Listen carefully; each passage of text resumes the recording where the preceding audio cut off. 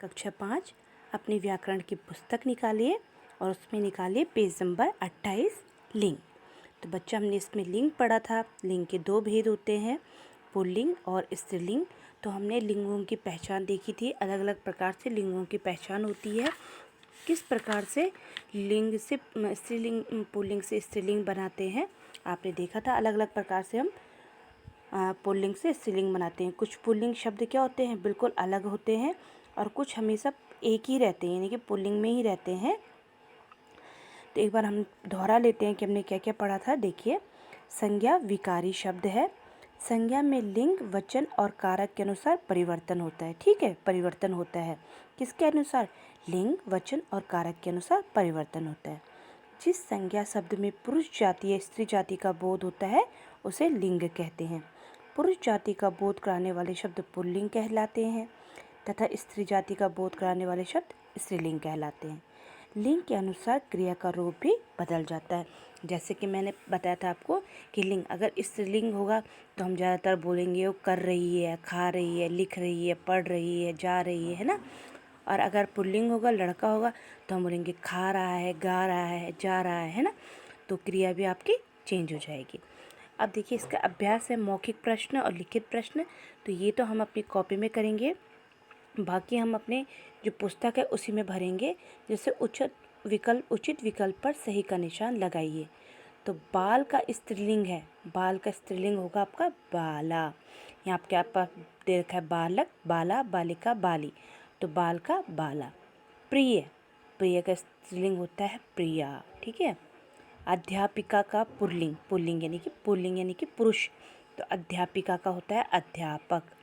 यशस्विनी का पुल्लिंग होता है यशस्वन। तो इस प्रकार से आप निशान लगाएंगे। अब है निम्नलिखित रिक्त स्थानों की पूर्ति कीजिए। ठीक है, तो आपने ये पाठ पढ़ रखा है तो आप स्वयं भी इनको भर सकते हैं। लिंग के दो भेद होते हैं। कितने होते हैं? दो। खो, भाषाओं के नाम स्त्रीलिंग होते हैं। जितनी भाषाएं होती हैं, हिंदी, अंग्रेजी, ये स्त्रीलिंग के रूप में कहलाती है।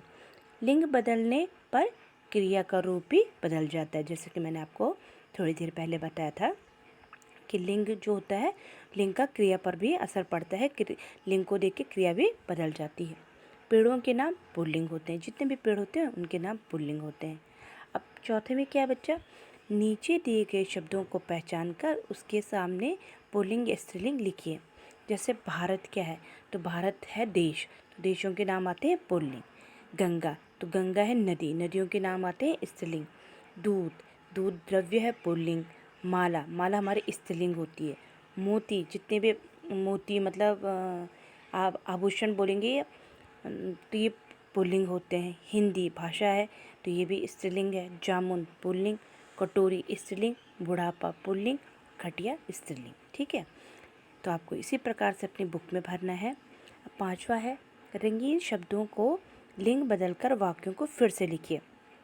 तो आपके पास कुछ वाक्य दे रखे हैं यहाँ पे, तो आपको रंगीन शब्द दे रखे हैं। जैसे कि यहाँ पे कौ, माली अलग से दे रखा है ना, तो माली हार बनाता है। तो इस माली को किस में चेंज कर देंगे हम? स्त्रीलिंग में। तो यहाँ बन गई मालिन हार बनाती है। अब क्या है? वन में मोर नाचता है। तो मोर क्या है?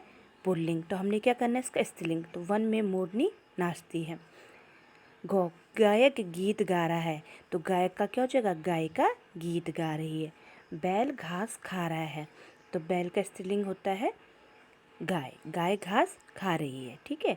ग्वालिन दूध लाती है। तो ग्वाला दूध लाता है।